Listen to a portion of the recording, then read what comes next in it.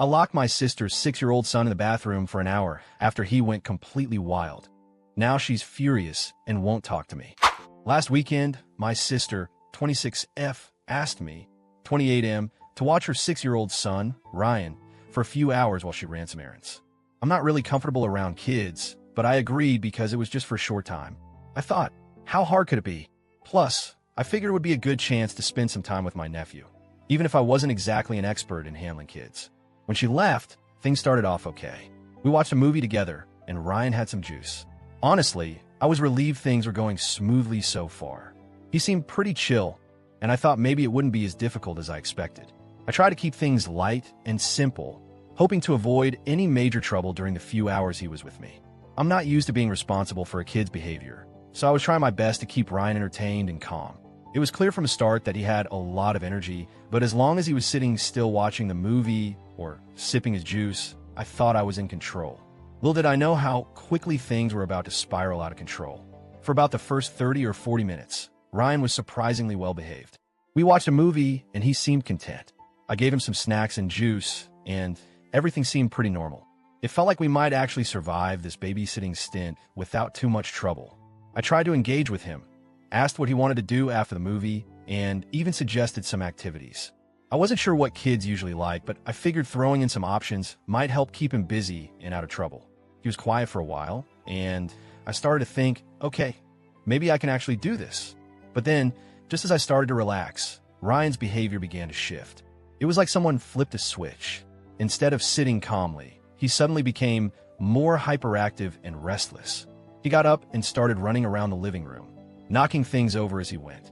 I told him to stop, but he ignored me completely. After those first signs of restlessness, Ryan quickly escalated into full-on chaos mode. He started running all over the place, throwing couch pillows around, and even dumped a bowl of popcorn on the floor. I tried to stay calm and told him multiple times to stop, but he just wouldn't listen. I even tried offering different things for him to do, hoping to redirect his energy, but nothing worked. Things got worse when he snuck into my bedroom without permission. I didn't think much of it until I noticed him rifling through drawers. Then I caught him with a Sharpie marker, and to my horror, he started drawing on the walls. I tried to take the marker away, and he actually tried to kick me when I approached him. At that point, I tried to call my sister to get some advice or to check if she could come back early, but she didn't answer. I was starting to feel overwhelmed. It was obvious I was losing control of the situation fast, and I wasn't sure what to do next. The situation quickly escalated to a point I wasn't prepared for. Ryan chased my old dog around the house and pulled her tail. The dog snapped at him, not hard, but enough to scare the kid. Ryan screamed like he had been mauled and then, out of nowhere, threw a mug at the dog. At that moment, I realized things had gotten way out of hand. I was worried about the safety of my dog, my stuff, and honestly, my own safety too. Ryan's behavior was getting more aggressive and unpredictable, and I didn't know how to calm him down. I didn't want to hurt him or scare him, but I felt like I was losing all control of the situation. Feeling overwhelmed and not knowing what else to do, I decided to put Ryan in the bathroom. I told him he needed to sit there and take a break until he calmed down. I locked the door from the outside, not because I wanted to punish him, but because I didn't feel safe leaving him loose in the house after everything that had happened. At first, Ryan screamed and cried, but I sat outside the door and talked to him every few minutes, trying to reassure him that he wasn't in trouble, just needed to calm down. After some time, he stopped crying and got quiet. I figured it was safer for everyone if he stayed there for a little while.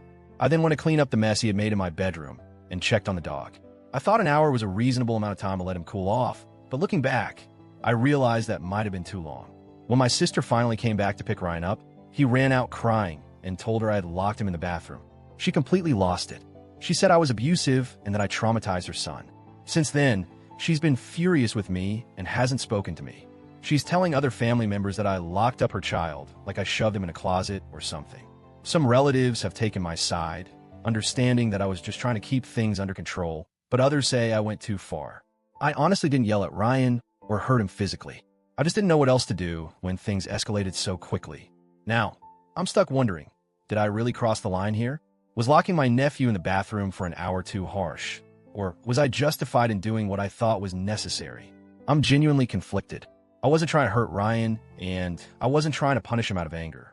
I was overwhelmed, scared for my safety and my dog's safety, and honestly didn't know how to handle a child acting so wildly. I tried to be calm and even talk to him while he was in the bathroom. But I also realized that locking a child in a small room for that long might have been the wrong way to handle things. Maybe there were better ways to calm him down or safer ways to manage the chaos. I guess I'm just hoping for some perspective here. Was I the AH for locking my sister's kid in the bathroom? Or was I just doing what any adult would do when pushed to their limit?